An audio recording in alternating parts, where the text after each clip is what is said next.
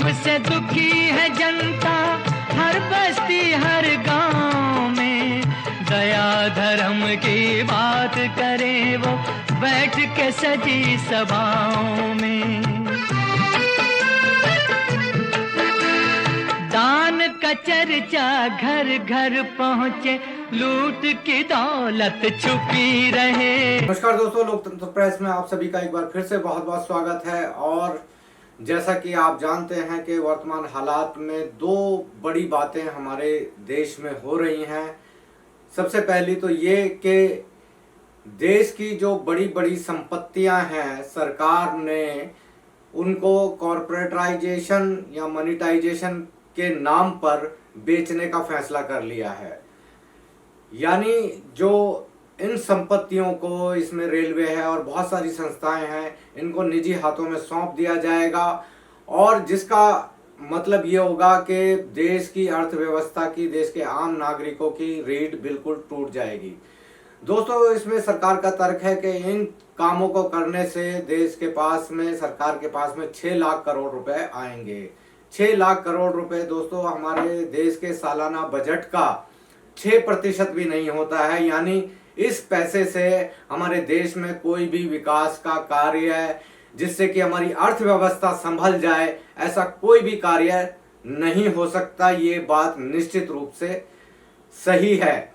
तो इनका इस 6 लाख करोड़ रुपए से होगा क्या? इस 6 लाख करोड़ रुपए से प्रधानमंत्री नरेंद्र मोदी की अय्याशियां पूरी होंगी। जो राजनीतिक वो अय्याशियां करते हैं, उनसे भाजपा की क्या कहते हैं, राजनीतिक जो मंसूबे हैं वो पूरे होंगे। इसके अलावा आम नागरिकों से इस 6 लाख करोड़ रुपए का कोई मतलब नहीं है। जैसा कि आप पहले देख चुके हैं कि इससे पहले भी नरेंद्र मोदी जी ने बहुत सारी हितकारी, परोपकारी योजनाएं लागू की हैं, उनको अनाउंस किया है, लेकिन उसका जो लाभ है अभी तक कितने लोगों को मिला है, कितने लोगों को नहीं मिला है, इसका भी वो कोई ऑडिट सही ढंग से नहीं दे पाते हैं। जो कुछ निजी चैनल हैं या निजी संस्थाएं हैं, जब वो आंकड़े सामने पेश करती हैं तो ये बहुत ही डराने वाले होते हैं। यानी कि देश की संपत्ति के, देश की संपदाओं की सिर्फ और सिर्फ ये सरकार बर्बादी कर रही है।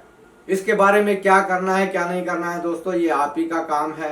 क्योंकि कम से कम हमारे देश में, भारत के अंदर ऐसी स्थितियां पैदा कर दी गई हैं। आर्थिक जो हमारी जो बदहाली है हमारे देश की, वो दिन प्रतिदिन बढ़ती जा रही है। देश में बेरोजगारों की संख्या लगभग 30 करोड़ से ज़्यादा के करीब होने जा रही है।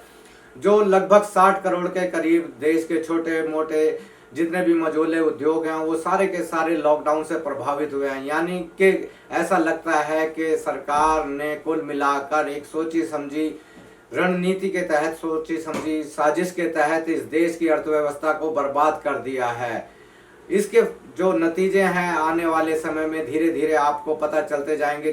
देश में जिस तरीके से कंपनियों का, निजी बैंकों का आतंक बढ़ते जा रहे हैं, आपको शायद ये मालूम भी नहीं होगा। देश में लगभग 300 के करीब लोग रोज बैंक की जातियों के कारण आत्महत्या कर रहे हैं। और जो कोई अगर इन जातियों के खिलाफ अगर कोई अदालतों में भी जाता है, तो अदालतें भी इन निजी कंपनियों की, इन निजी बैंकों का ही सहयोग कर रही हैं। यानी कुल मिलाकर आप ये देखने जा रहे हैं दोस्तों, आपको याद होगा कि किस तरीके से 1600 ईस्वी में अंग्रेजी company east India company Bharat में आई थी और उन्होंने व्यापार के नाम पर यहाँ पर अपनी शुरुआत की और धीरे धीरे पूरे देश को कब्जा कर लिया।